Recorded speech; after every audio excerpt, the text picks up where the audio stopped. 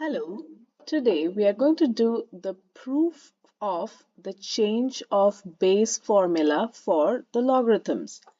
So the change of base formula says that if you have log of a base a of x, this can also be written as log of x divided by log of a with any other base.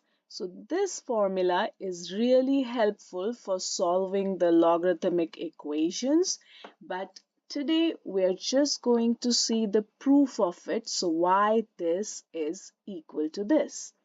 So we'll start with the left hand side, which is log base a of x, and let us say that it is equal to y. Now this is a logarithmic form and I can put it down in the exponential equation.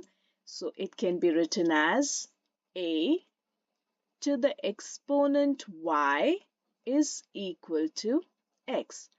Now what we are going to do is we are going to take log on both sides of the equation.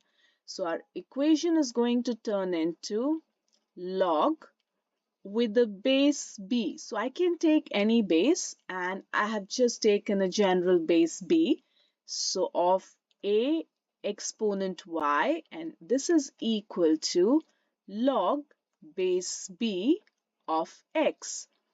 Now here you know that log a to the exponent y with any specific base can be written as y times log a. So I'm going to just use the same formula over here to write it down. We can write this down as log a base b, and this exponent comes here in multiplication, and this is equal to log base b of x.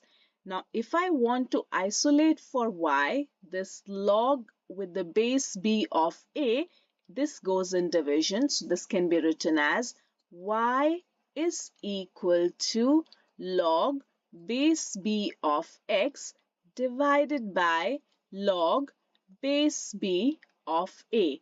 And now you can see that our y was actually, we started with log base ax, and now y is equal to log base bx divided by log base ba. So this proves our change of base formula for logarithms. I hope you enjoyed the video. See you in the next one. Bye bye.